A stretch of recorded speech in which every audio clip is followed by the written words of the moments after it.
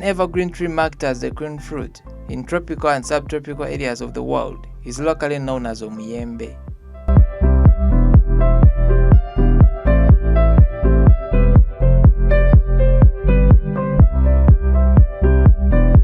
With its colorful and delicious fruit, mango tree gives an attractive shape in the home landscape due to its rounded canopy shape.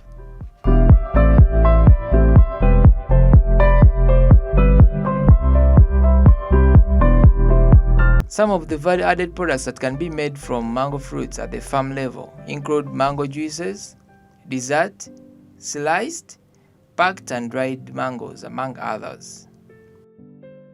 Since it's a seasonal fruit, it's highly perishable and value addition is necessary to avoid losses. Mango tree begins fruit production in 3 years and forms fruit quickly. But for you to be able to produce the best fruit, what are the basic practices for growing mangoes? To me, I believe we are supposed to follow the complete value chain. From the seed, the nursery, the orchard, then juice at the table. These include preparation of nursery beds, seed collection, soil management, planting procedures, control of seedling density, use of fertilizers, irrigation and pest control. Sometimes they may also include root pruning.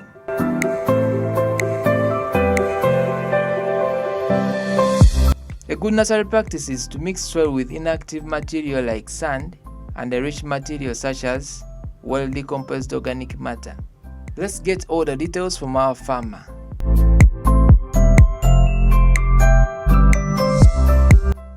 My dream since 1996 was to make fresh juice from locally grown fresh fruits, grown in our farm and grown by the community. So we realized that the only option is to come and we organize a nursery where we raise the right seedlings, true to species and true to variety. That's why we are starting our journey today in the nursery. This is the nursery of guava, where we have 600,000 guava seedlings, which we raise to plant for ourselves and also to sell to the community. At times our people here have no money, but at times we want to thank private sector foundation and UN Women. At times they come in and buy seedlings for the community and we bring them. We show them how to make the seedlings, starting from harvesting from our mother garden. We have a mother garden for guavas where we pick the seeds, we process them, we pot them, we raise them. Now these are the ones which are growing for the next season. We have the one which are like 400,000, which we are already distributing in the community.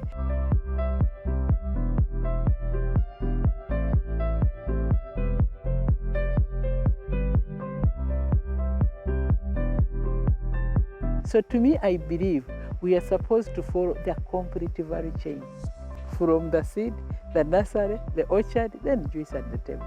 If you don't raise the seedling the way it is supposed to be raised, you will make a loss.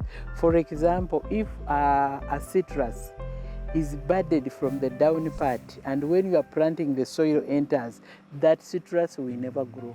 And it will get diseases until you lose. Even mangoes, when you graft it, when it's not 1.5 feet high, when you graft it down and you go and plant and the soil enters, it will give you challenges and you will make loss and you will never make any profit out of it. For us, we realize as Delight Uganda Limited, the only option to select the right seeds. We raise the rootstock.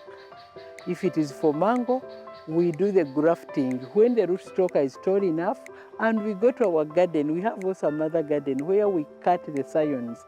Then we do the grafting and we raise a right seedling ready to be planted and to give you profit.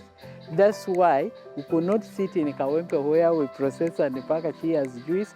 We had to come and demonstrate and do it so that we have the right variety of the mangoes. Like we have apple mango, When you make juice from apple mango, you really get the flavor, the scent, because the way we have taken care of it. For me as a mother, I believe when you are doing farming, you handle those delicate seedlings like this one, the way you handle your baby, you take care. And even during my training, I always tell the girls, please, the way you take care of your babies and the way you love them, the way you should take care of these seedlings, because it is this guava seedling you are raising, you are planting in your orchard, and which will give you money to pay school fees and also to empower your family. To me, I believe in a complete value chain of fruits, and that is the only way which will help us to have the good juice in the market, to have the good dried mangoes, citrus, and everything you raise, even the export. Me, one thing I want to say, we need to be practical. That's what we are lacking as Ugandans. And the day we decide to be practical, we do it to the dot. That is the time we start enjoying agriculture and we start saying, yes, this is our strength as Ugandans. Yes. So, Mama, take us through the basics of starting a nursery bed. The basic of starting a nursery bed, you need to have a mother garden where we take you, where we pick the guavas when they are ready. After getting them, we remove the frays. We put them in a dry place, not under sunshine, but where we dry them in an open area where we keep them for about 1 week. Then from there, we bring them, we prepare the soil. We always pick the damped soil. As in here in Acholi land, there is always erosion, but you find where the fertile soil has been damped, or in the forest where we pick the soil, then we do the potting. After potting, then the guava germinates, then we start taking care of it. The way you have seen here, we have the sprinklers, it must get water, at least every evening it must have water, we must weed it and take care of it. And you use the right pot. Then after, when it is 6 months, we take it to the garden to plant. And our students, those are our farmers, a majority are young mothers in the community. We bring them, we train them, we show them how we do it. After, when it is growing, at times the root goes on the ground. So we also train them how to root prune. You cut the root and you organize it, and the time of planting, you must be ready. That's why now we started planting from 1st of August. By 15th of September, we shall have closed the planting, because we are going to have a dry season that is from January up to March. But the guava will have catch properly. I will take you also to the mangoes, because we raise guava seedlings. We raise mango seedlings like apple mango, tomiatkin, zillet. Then we also raise different varieties of citrus.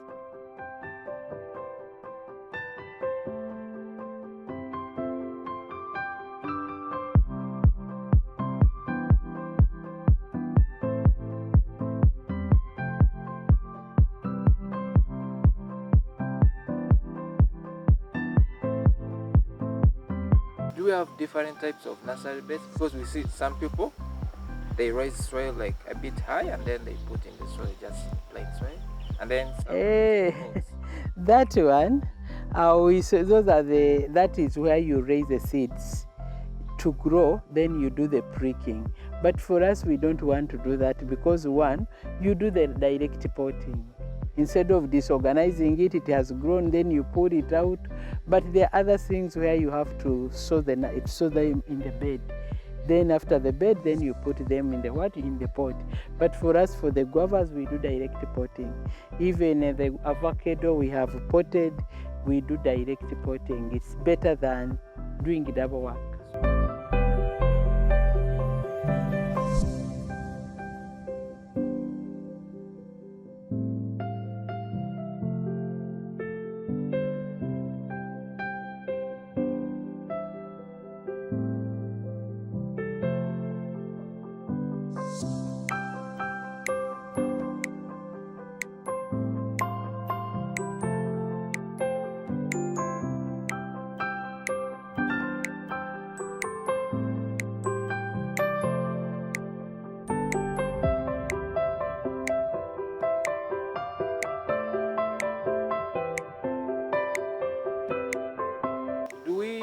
put all plants in nursery bed or just? No, it's only the seedlings, like the mangoes, the rootstock. The rootstock for mangoes we use kagogwa.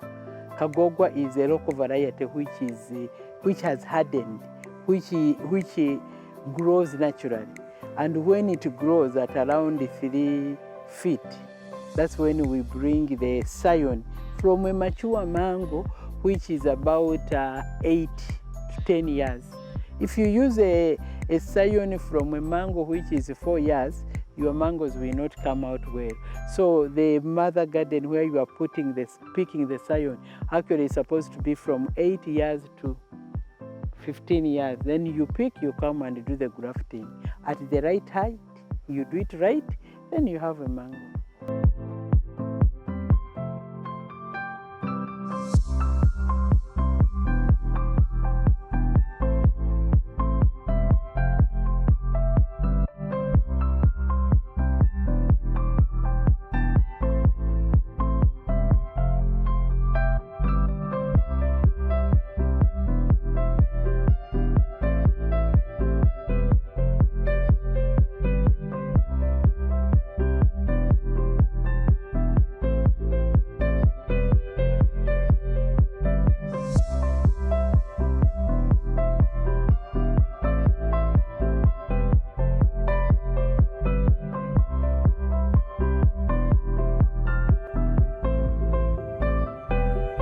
You must know what to do and how to do it, and at the right time. When you do things in the right way, one, it starts with the soil you are using. We said we always go to the forest or where there is a dump, where the soil there is fertility. And when there is fertility, you can raise them without using a lot of pesticide or insecticide. Insecticide, yes, they will come and we spray them. But at least it depends on the fertility and how you prepare the soil, yes.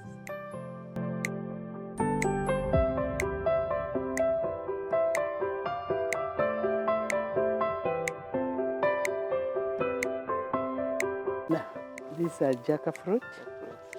We are raising them. And I will take you. We shall go to the other side.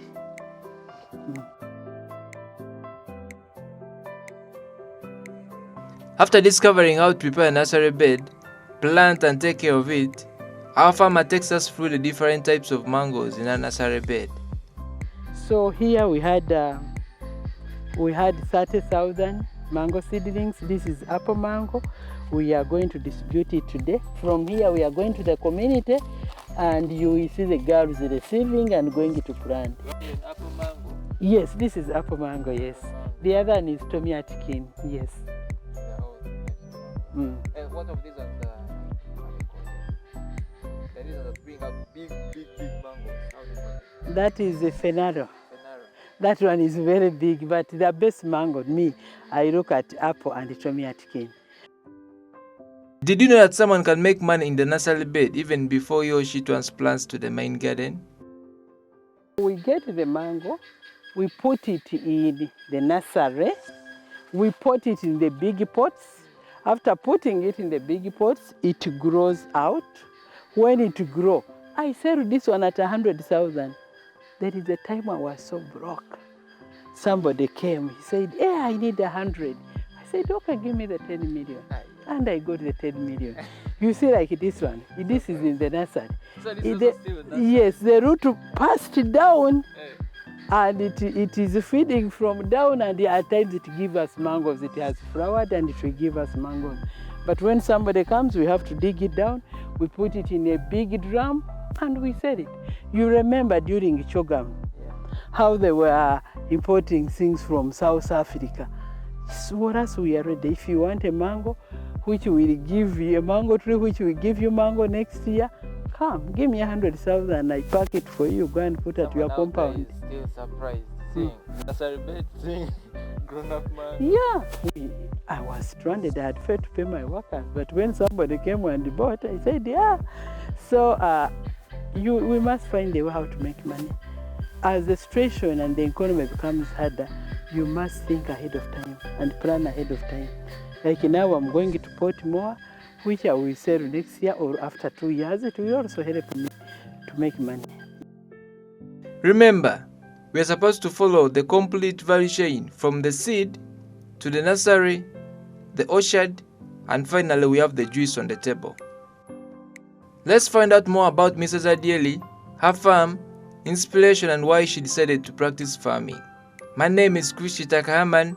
I'm Dr. Julian Adieli Omara, a doctor in agriculture and road transformation, the founder of Delight Uganda Limited, Delight New Agribusiness, a board member of Private Sector Foundation Uganda, Kurika Uganda, Mustema University, and a chairperson of Noya Fruit Growers Cooperative Society. Wow, that's inspiring. So who is to be blamed for the poor performance in agriculture? Because currently Uganda is performing bad in agriculture, not like back then where people used to practice agriculture. We used to have a lot of products.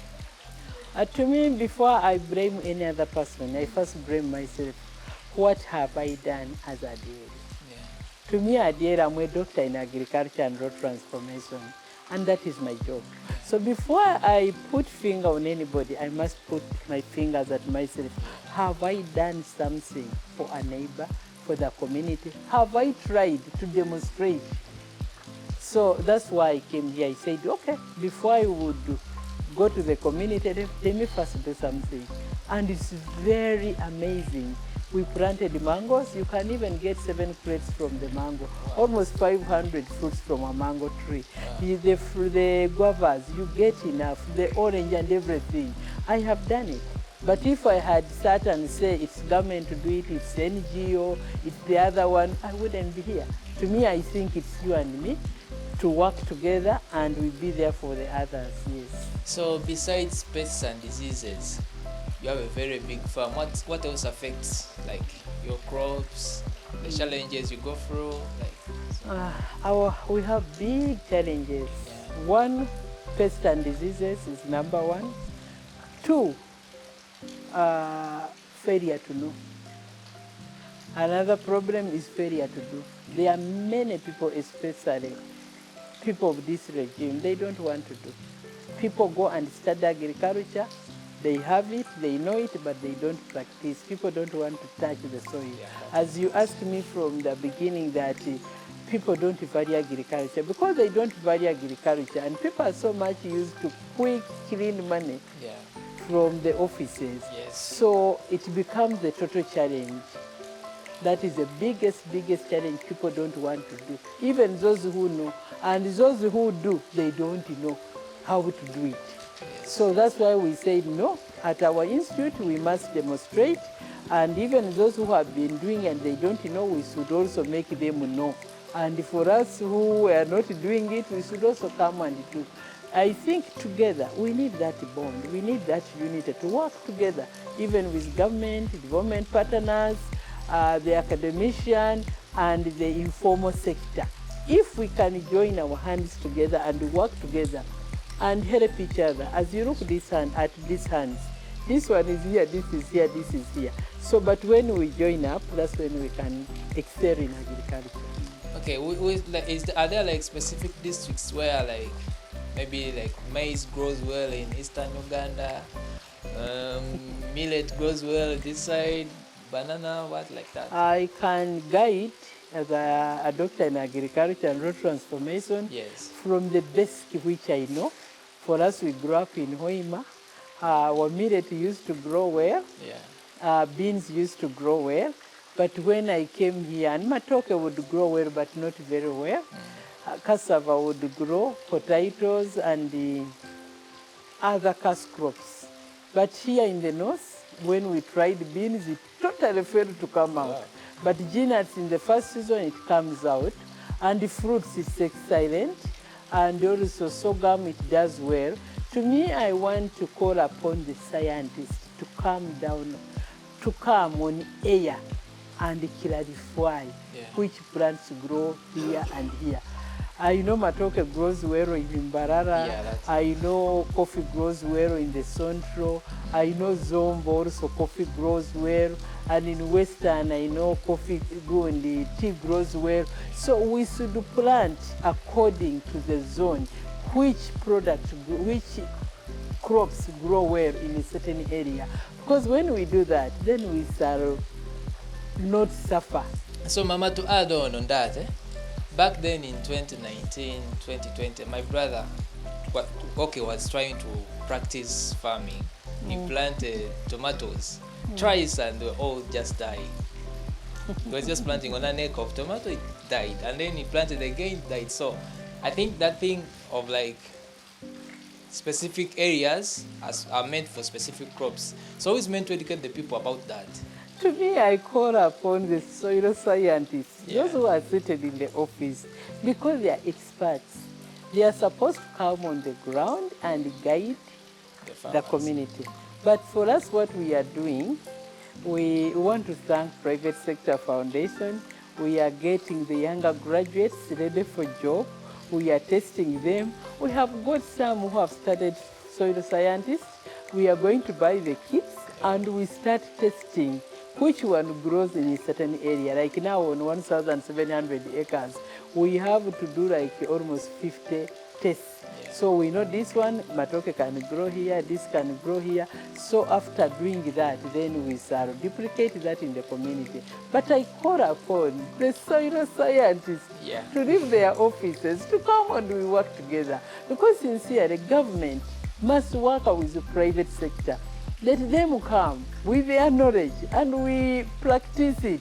Then we help even other people. So it should be done in the whole country. If we can do that, then we shall improve our productivity. Yes. As we are still continuing, tell the people that there is money in farming. Do you know there is a great saving in farming? Whatever we eat here, we pick from the garden. So the money we would spend buying food, we already saved it in our wallet. You wake up in the morning, you start with the fruit. You take honey, you are not buying sugar. You eat everything, healthy food from the garden. You invest in yourself. That's why you see me looking much better than those years. And the money you save per day. At this farm, we are more now today than 120 people. We all eat, we all drink, we save. If I were buying food for 120 people, how would I make it? Would I have money? Now, you also sell the excess. As I said, there is the intercrop, there is the fruits, and you see every year, season of the year, there is something you can sell. To me, I sincerely believe we should concentrate in farming as a business. Wow. Thank you so much. You're welcome. Yeah.